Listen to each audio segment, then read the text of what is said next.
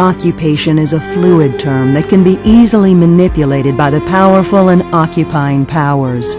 When the occupied is portrayed as violent and the occupier as victim, then democracy and justice have to be redefined.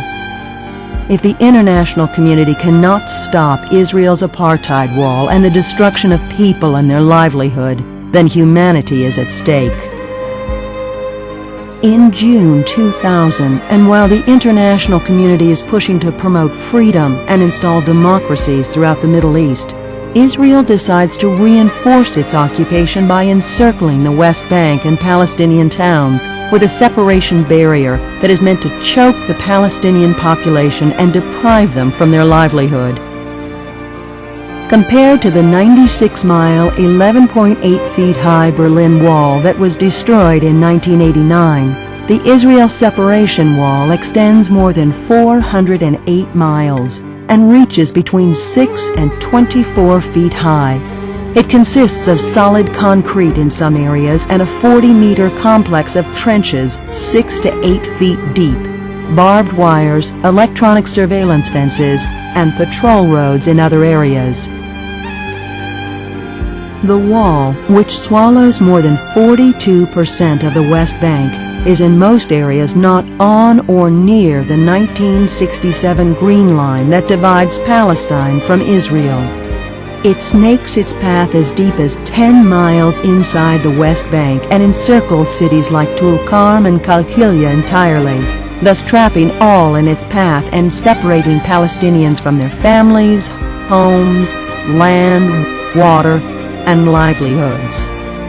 Numerous villages have already been confiscated, 200,000 people separated, 35,000 meters of irrigation networks seized, 11,400 dunams of agricultural lands confiscated, and 100,000 ancient olive trees destroyed, thus impacting life, agriculture, freedom of movement, water usage, and income.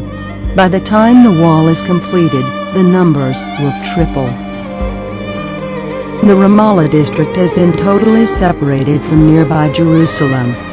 It has been sliced from multiple directions. Massive land grab in most fertile areas and expulsion from areas around Ramallah city have occurred. More than 22 villages have been affected and entire communities have been imprisoned. In nearby Budris, the wall has engulfed most of its fertile land, separating farmers from their agricultural fields and leaving more people with refugee status. As if occupation is not enough to inflict hardship on Palestinians, the whole population now lives in ghettos with freedom of movement restricted to those who possess hard-to-obtain passes from the occupying power. Several neighborhoods have been entirely cut off, and farmers now require permits to go to their fields. Intimidation by Israeli soldiers and settlers is becoming a daily reality for everybody, and a simple trip to school or hospital is becoming a risky adventure and ordeal. Immediately after its occupation of the West Bank and Gaza Strip in 1967, Israel took control of all water resources and prohibited Palestinians from water development and drilling the required infrastructure. To date, not a single permit issued for agriculture or domestic use in Palestinian areas has been granted. In addition to its undeclared agenda of confiscating more land and forcing people to become refugees for the third time, the separation wall aims at isolating more natural water wells owned by Palestinians. More than 31 natural water wells producing 3.8 million cubic meters that serve thousands of Palestinians for agricultural and domestic use have been confiscated. While the annual rainfall accumulation in the region is 47.8% in Palestine, 29.7% in Israel, 22.5% in Jordan, Israel's domestic water use per capita reaches more than 52%, leaving 30% for Jordan and 18% for Palestine. The hardest-hit communities are Qalqilia, Tulkarm, and Jenin.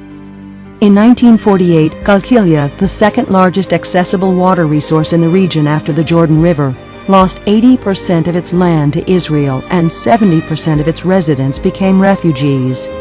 Today, with 34 natural water wells, Qalqilya district is losing 50% of the remaining 20% of its water-rich land to Israel, leaving 36 towns confiscated and 90,000 residents unemployed. With the construction of the wall, Israel's policy of home demolition has intensified. The wall devours everything in its path, including agricultural fields and olive groves, as well as inhabited homes. Since its occupation of the West Bank and Gaza Strip in 1967, Israel has demolished more than 10,000 Palestinian homes as collective punishment, and now the number is dramatically increasing. More Palestinian homes will be demolished to leave room for the wall, and Palestinians are required to foot the bill. The gains for Israel, however, are tremendous. Israel now gained more land for agriculture, land for settlement expansion, total control of all water resources, a direct link to the Jordan Valley slicing through the West Bank, and most importantly, an end of a viable Palestinian state. Welcome to the new democracies of the world. Welcome to the war on terrorism. Welcome to blind justice. And welcome to your tax dollars at work.